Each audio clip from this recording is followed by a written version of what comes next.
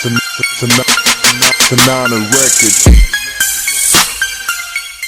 de s'arrêter. Mais bien avant ça, il y a eu plein de trucs. Il y a eu des affaires internes que les gens ne savent pas.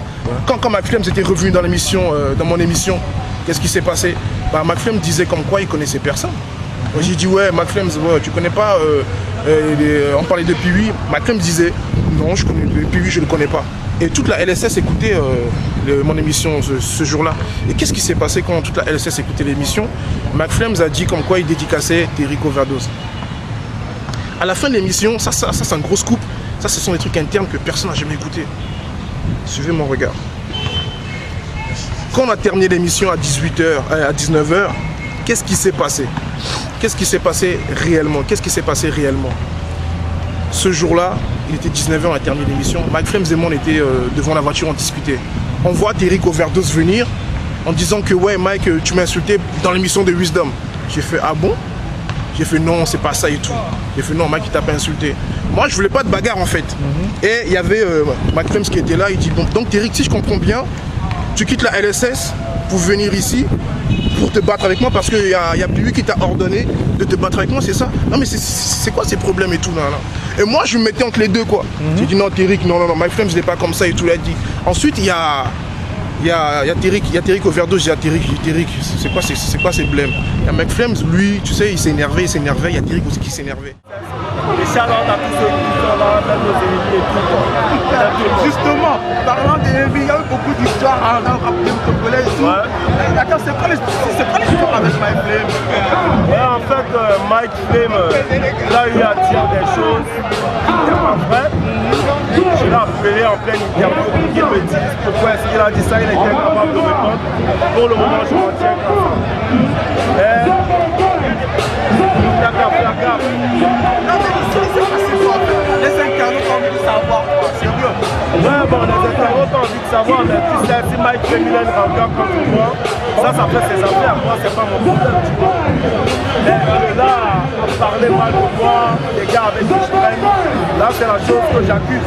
Donc on peut dire aujourd'hui c'est la guerre entre Terrique Overdose et McFlames. Moi je vais pas parler de guerre puisqu'il n'a attaqué aucun membre de ma famille.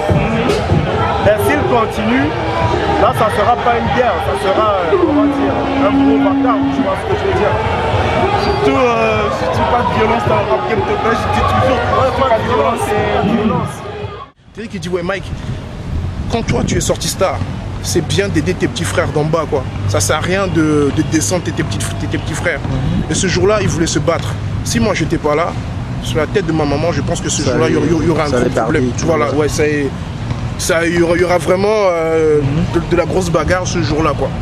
Je sais pas si tu comprends. Donc ce sont des trucs internes que personne n'a jamais su quoi. Mais aujourd'hui je débat ça devant les caméras de Chandel TV. C'est clair. Les exclusivités, c'est sur Chandel TV frère. Bon, alors Wisdom, ces histoires et tout, ces histoires de bif et tout, honnêtement, ça a des impacts sur le game ou pas? En fait, positif comme oui, non, ça. Moi j'aime bien. Là où il y a des clashs, moi j'aime bien parce que ça alimente plus mes émissions, que les gens vont plus écouter. Les histoires de plagiat, moi, ça alimente mes émissions. Et c'est ça des impacts très bien, mais parce que les gens vont plus oublier ces histoires de télé, les gens vont oublier. Non, et puis, moi j'ai l'impression que beaucoup de personnes ignorent le truc. Ils pensent que le rap game c'est du genre sortir un morceau, faire la promo, faire des concerts et tout. Mais ils oublient que c'est la concurrence et tout, qu'il faut aussi ces petites histoires pour pimenter le truc. Ouais, la preuve, vu qu'il y a ces petites histoires, quand vous voyez les sites de téléchargement, quand vous voyez les téléchargements de Pee-Wee et de McFlames, ils n'ont jamais été aussi hauts. Là maintenant, ça grimpe en flèche. Et nous, franchement, pour les gens qui ont créé ces sites, il y a plus de visibilité par rapport à leur site. Ça, c'est ce qu'on appelle le rap game. Mais moi, j'aimerais bien qu'on n'en vienne pas aux mains et tout, que les gens surtout pas de violence et tout. Pas de violence, mais moi j'aime bien parce que ça me fait rire, moi ça me fait beaucoup parler, ça alimente mes émissions, les gens ça excite les jeunes de quartier. Voilà, les gens veulent l'écouter et ça c'est bien aussi. Voilà. Alors, tu souhaites quoi pour ce rap game? Je souhaite, en fait, beaucoup d'union en fait. bon, on sait qu'au début, voilà, il y a le rap game, on s'insulte et tout. Mais il y a certains artistes qui ne s'aiment pas vraiment, non, vraiment dans l'âme, hein, vraiment dans l'âme. Mais on sait que P8 aime bien McFlems. Ça, on le sait, ça, on le sait. Ça, c'est pas un secret. Mais il y a vraiment des artistes qui se détestent à mort, quoi. Mais j'aimerais bien qu'il y a une certaine complicité entre les artistes, quoi. Par exemple, si Kana fait un morceau, mais Kana appelle un artiste qui est un peu près ta carrure, bah viens écouter mon nouveau son, quoi. Et dis-moi si c'est bien ou pas. Au lieu d'appeler encore les gens de LSA Prod pour encore écouter les chansons et tout, appelez des gens de l'extérieur, faites des combinaisons, faites des chansons à 3, faites des chansons à 2, faites des chansons, sortez des sons, vous voyez, faites écouter ça aux gens, quoi.